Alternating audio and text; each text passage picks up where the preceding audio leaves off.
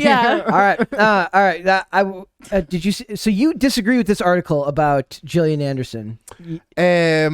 Did you read the last sentence of this article? So the one at the very about Eleanor Roosevelt, about what she's portraying. Actually, you mean the part about the top there? So I think the title makes it seem that like she won't be returning to the show because she wants it woke. I don't think it's going to come back anyways. But at the end, I think I understood it as if the show were to be remained, it would have like a diverse and woke Well, story. she's talking about the writing room.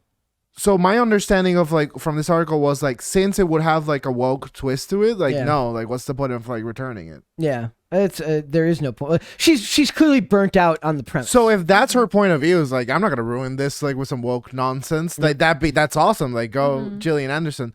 But like I guess it depends on the perception of like this article because if she's like no, like it has to have like girl bosses and whatever then. So it says Gillian Anderson is a clear fan favorite. The star shot to fame as Dana Scully in The X-Files, the science fiction show that ran from 1993 to 2002, so well before Miracle and Mary were born.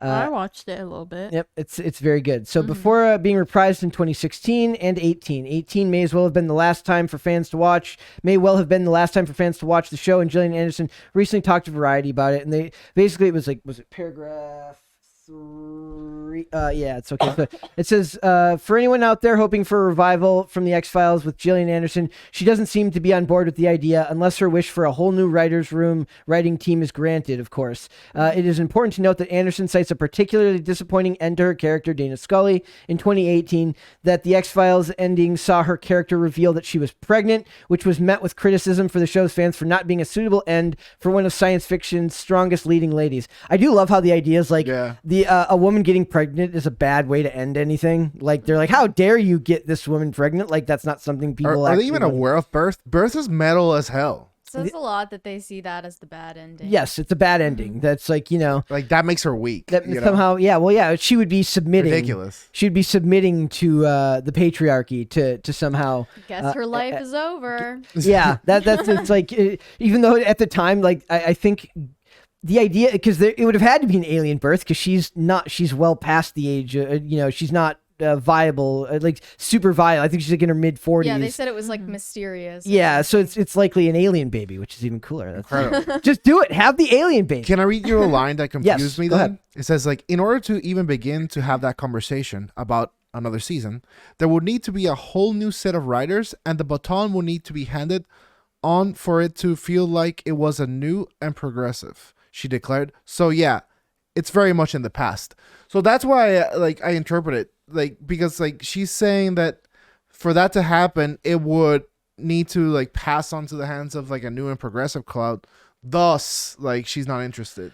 I don't think the show works with new writers. I think without Darren Morgan, without most of that original writing, James Wong, I don't think it works. I don't think you can capture that magic. And to be fair, remaking a show like this is a stupid idea anyway because it's so iconic.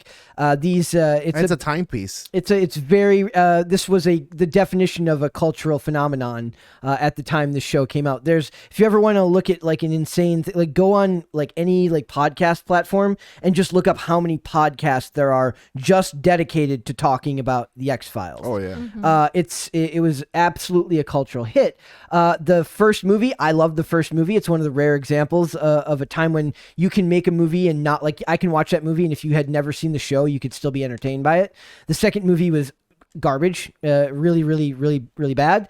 And then the remake, I only liked a spattering of the episodes from the 2016 and 2018 series. But just even hearing her say the way she said it, when the trailer came out for the 2016, for the new seasons of it, that was one of the last times I remember feeling real enthusiastic joy towards something being made in this industry, right? Now, every time I watch something, there is a tone of how are they going to ruin it? How is this going to get how is this going to get effed up? That's every episode I'm on, essentially. Yeah. It's how can we ruin things like Precious Little Heart today? Exactly. So when the trailer for this show, for the remake came out, the season 10 trailer, it was I was that excited where I was counting down the days to it came out. And it wasn't very good, but it wasn't everything since then, industry-wise, not necessarily just how things are made, but the industry as a whole is so bitter and so cynical and so wrapped up in modern identity politics and current event issues and that was a problem they made. They made a lot of references to like Snowden and spying in the new versions of it, which isn't really super on brand with what the X-Files was. They tied it back into like alien technology, but I don't want to hear about progressivism in the X-Files. It was very progressive as is the way it was when it came out. She was a scientist and an FBI agent at like the age of 24, like as if that's really the average person's like life path, that they end up being a special agent in the FBI working for the director who sends her in to work for a dude who like they basically send her in to spy on Mulder, but she's a scientist. Yeah, and her character development like wasn't on the nose. Like No, it it wasn't wasn't. her be like, I'm doing it for every woman. It was like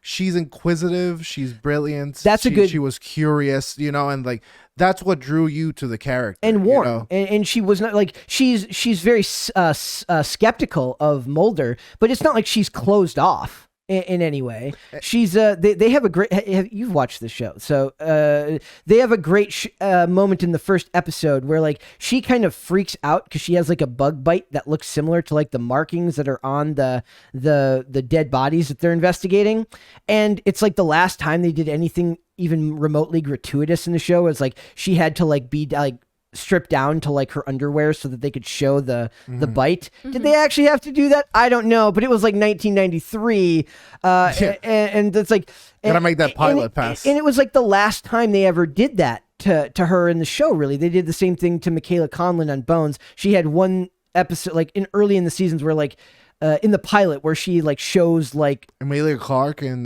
Game of Thrones. Exactly. So for her, and for the most part, they went, I don't know if it's just fashion at the time, but they like went out of their way to put her in the frumpiest, worst looking jackets you've ever seen. Like in season 2 and 3, they had to do it because she was pregnant, but it became like a staple of the character. I'm like, that jacket does not feel like, it kind of looked like Justin Bieber's clothes from the So she's a Grammy mother. last might night. have just She's a been the mother? 90s. In real life, yes.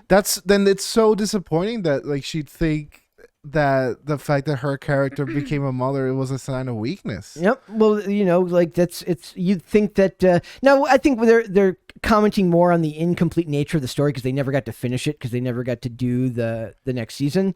And Chris Carter doubled down, as they say in the article, on continuing the mythology episodes when it was clear that the monster of the week ones were the ones that were actually working. And his ability to write the long overarching story wasn't really up to snuff after season 5. He never really he had this grand idea, but he didn't really know where it was going. And Mulder was the main character for the most, they shared main credit titles, but it was his journey, and she's your window into watching him experience this all in the early seasons. She's kind of your vessel to watch this crazy person always end up being right, but she's such an important character and she isn't closed off. And that is as progressive as I can imagine, because she never needed to be, very rarely needed to be rescued. If anything, Mulder was kind of a bumbling idiot a lot of the times, always looked out of place, wasn't in any like super great shape. It's not like he was big and buff.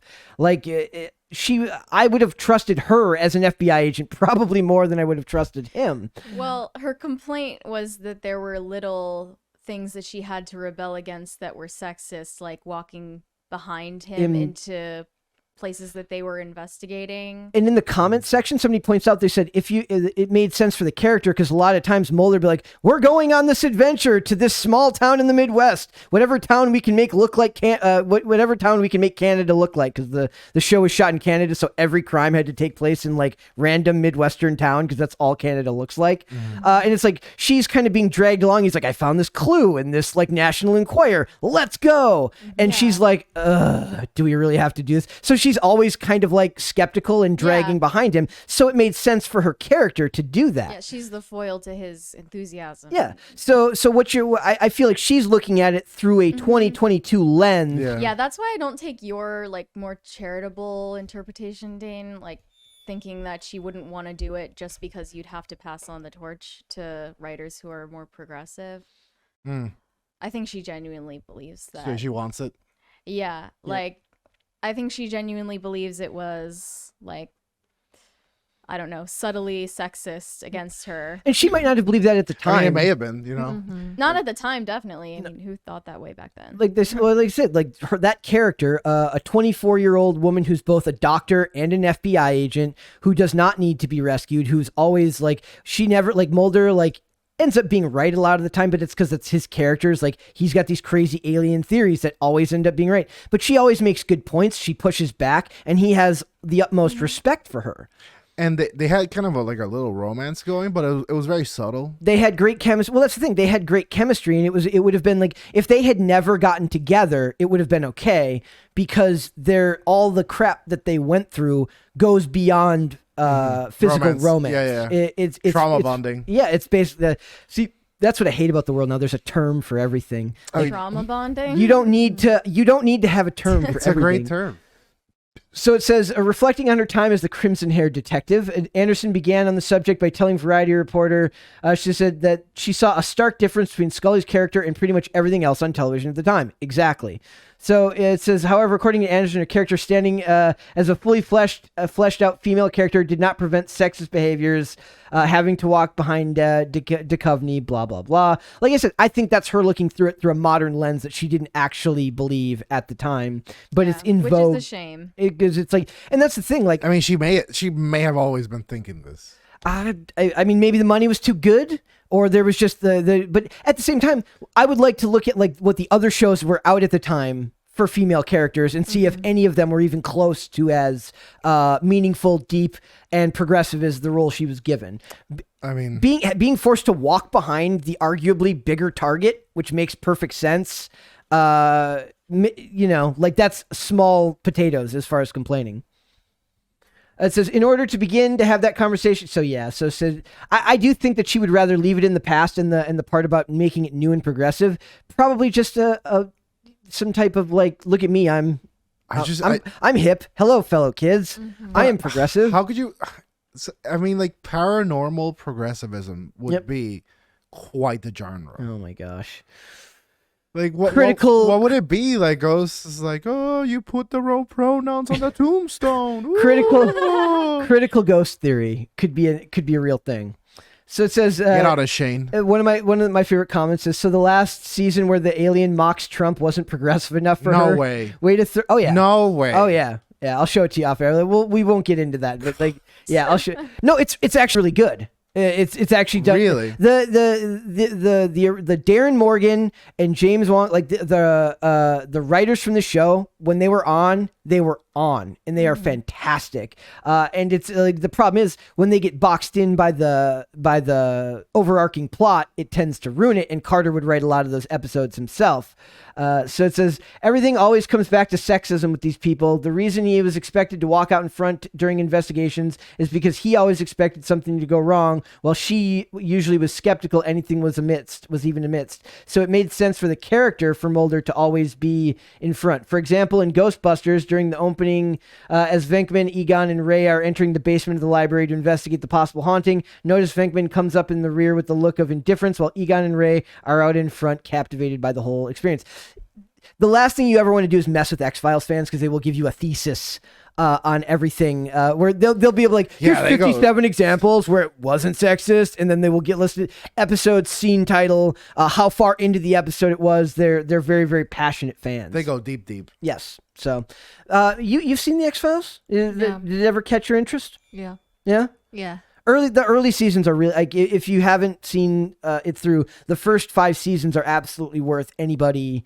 Like, even the worst episodes, you will like more than most of what's coming out today. It's one of those shows that it's good to like jump in on, even if you've missed a few. Yeah. It's in for the most part, this was a time when there was very little in the form of serialized television, meaning you could watch one episode, miss 3, watch another one, and still know what was going on. I always like that it was a self-contained story. Yep, I'm one of the few people who agrees with that. Like, I'm not a huge fan of serialized television. Episodic works better for me because I like to put stuff on in the background. Miracle does the same thing. She watches actual like serialized television with like just playing in the background while she works. I can't do that. That drives me nuts, because I want to, then if I'm watching the next episode, I'm like, what the hell's going on? But with episodic TV, you can just kind of pick up wherever, and it's still really good. And that was the mark of a good writer back then, was they were able to both tell a somewhat of an overarching story. They did this really well in a show called White Collar and Burn Notice, where every episode would maybe have 5-10 minutes at the most dedicated to the overarching story, but the rest of the episode was still very much self-contained, and you could watch it and be entertained. And that is a lost art today. I think that's like the indication of a really good world. Yep. Like when you're able to do that. Yep.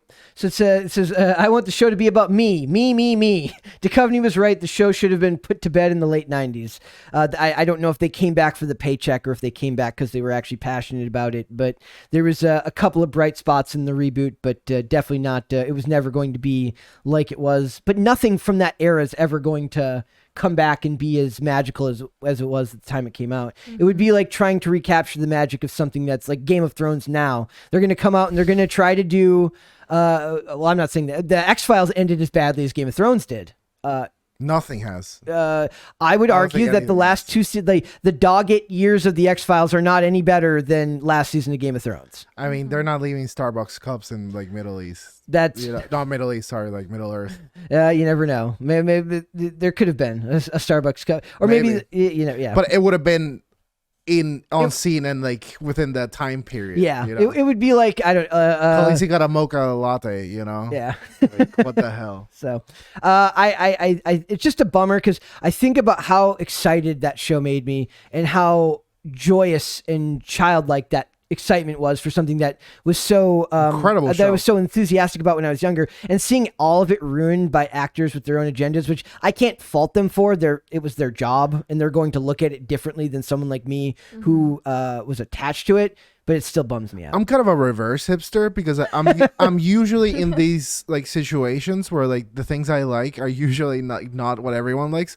So when I really enjoy something that everyone likes, I love it because like I can finally have conversations with people that I wouldn't ordinarily talk about. I'm the same way. The same way.